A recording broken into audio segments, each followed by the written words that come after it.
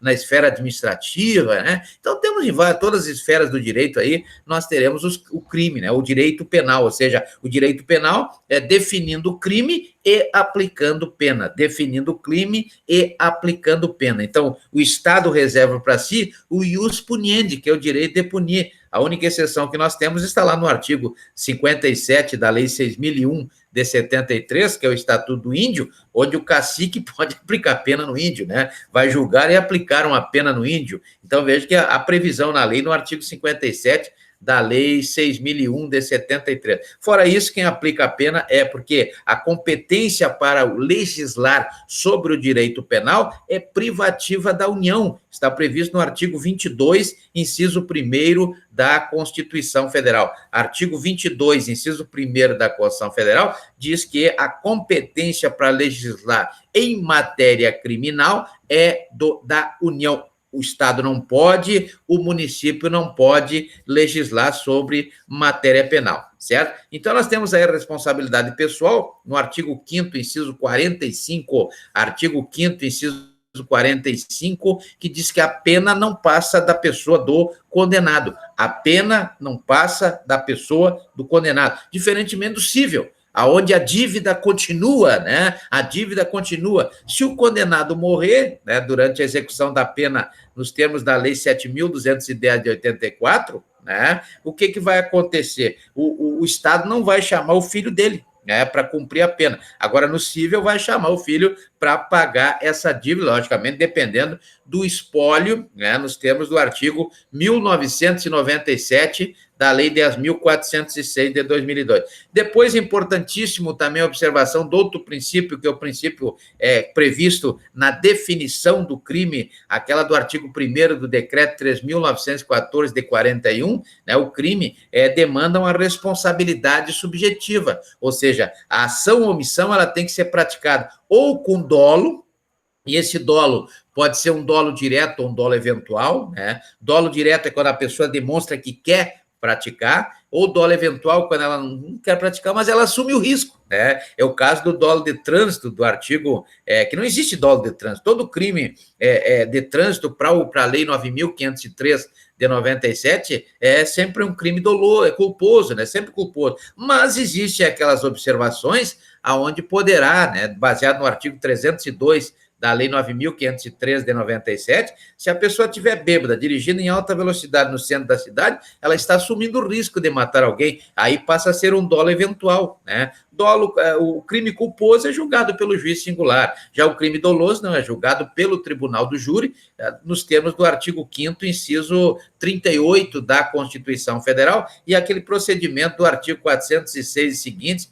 do Código de Processo Penal. Então, o próprio povo é que vai julgar no caso do dolo eventual, né, que acontece quando a pessoa assume o risco, né, e culposo é quando ele comete o crime ou por negligência, imprudência ou imperícia, como prevê o artigo 18, inciso 2º do Código Penal. Essa é a responsabilidade subjetiva, importante na análise do direito penal. Então, o direito penal, para mim, analisar um crime, eu tenho que analisar qual é o bem jurídico que foi violado, né? Qual é o bem jurídico que foi violado, né? É caso de intervenção mínima do direito penal, é caso de intervenção mínima do direito penal, né? A lesividade, a prova da materialidade, isso é importante, a prova da materialidade, ou indícios, pelo menos, da existência da materialidade do crime, há provas da lesividade, né? Qual é a lesão? Qual é a lesão que trouxe no bem jurídico? Qual é a lesão que causou no bem jurídico? Né? A prova da culpabilidade, ele não estava aí sob efeito de uma coação irresistível, de uma ordem absurda não, uma ordem que ele não tinha como recusar, é inimputável, né? Há inimputabilidade no caso, então essa é a determinação da culpabilidade. A responsabilidade pessoal, né, se está vivo ainda para cumprir a pena, não é verdade? Não pode passar para os familiares, que a pena não passa da pessoa do condenado, conforme prevê o artigo 5º, inciso 45 da Constituição Federal, né? A responsabilidade subjetiva é importantíssimo. O ato, a ação ou omissão, ela foi praticada com dolo ou com culpa? né? Ela foi praticada porque queria ou assumiu o risco no dolo eventual, ou foi praticada por negligência, imprudência ou imperícia. Então, vejo que essas respostas deverão ir sendo respondidas para a apuração de um crime. Depois de apurar a responsabilidade subjetiva, existe também a observação contra a aplicação da pena ao princípio da humanidade, lá do artigo 5º, inciso 47 da Constituição Federal. Por exemplo, a pena de morte é proibida, não pode aplicar a pena de morte. Não existe previsão da pena de morte, ao contrário, nem de prisão perpétua, né? Porque o artigo 75 do Código Penal diz que a pena no Brasil, máximo de cumprimento, o tempo é de 40 anos, né? 40, era de 30, agora passou para 40, com a Lei 13.964, que é a lei do Moro, né, passou para 40 anos. Então, ninguém cumpre no Brasil mais que 40 anos, não é verdade? E a pena de morte só existe no caso de guerra, né? No caso de guerra, aí entra o artigo 56 do Decreto-Lei 1001 de 69, que é o Código Penal Militar, que a morte deverá ser por fuzilamento, né? E a forma dessa morte também está no artigo 707 do Decreto-Lei 1002 de 69, que é o Código Penal Militar. Então, o acusado, o condenado, deverá estar corretamente vestido, com a venda nos olhos, e os comandos serão dados por gestos. Ninguém fala nada, é silêncio total, né? Então, o fuzilamento tem que ser por gestos, né? Vai lá e atira. O gesto, não é verdade? Artigo 707 do Decreto-Lei 1002 de 69, que é o Código de Processo Penal Militar. E outras penas de banimento, por exemplo, aconteceu muito aí no governo militar, mandar os caras embora para fora do país, expulsar do país, né? Essas penas estão proibidas pelo princípio da humanidade, né? Previsto lá no artigo 5º, inciso 47 da Constituição Federal. E também temos o princípio da legalidade, muito importante o princípio da legalidade, né?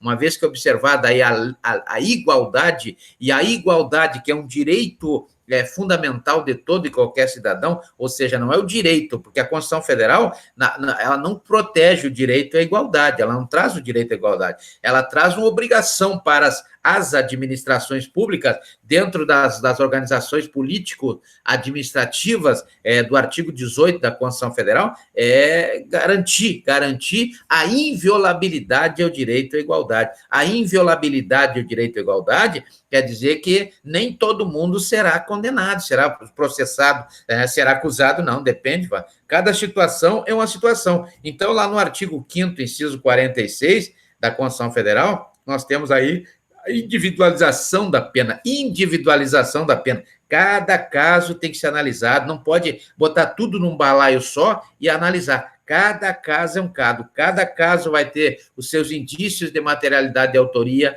cada caso vai ter os seus indícios de materialidade e autoria, né? E aí dentro de cada, como, por exemplo, crimes chamados crimes de concurso, né? Concurso material ou concurso formal, dos artigos 69 e 70 do Código Penal, né? Aos crimes de coautoria, por exemplo, participação é previsto no artigo 29. O artigo 29 ele traz aí, né, na verdade, a teoria de que cada um deve ter a sua participação. Não é o que acontece, por exemplo, se a teoria, ou aconteceria, se a teoria fosse a do domínio do fato, não é verdade? Domínio do fato é outra interpretação para o que prevê hoje o artigo 29 do Código Penal, que é a coautoria, quando fala da coautoria, artigo 29 do Código Penal. Muito bem, então vejo que esse princípio da igualdade, e como todos os outros princípios, eles são permeados por um princípio maior, que é o princípio da legalidade, o princípio da legalidade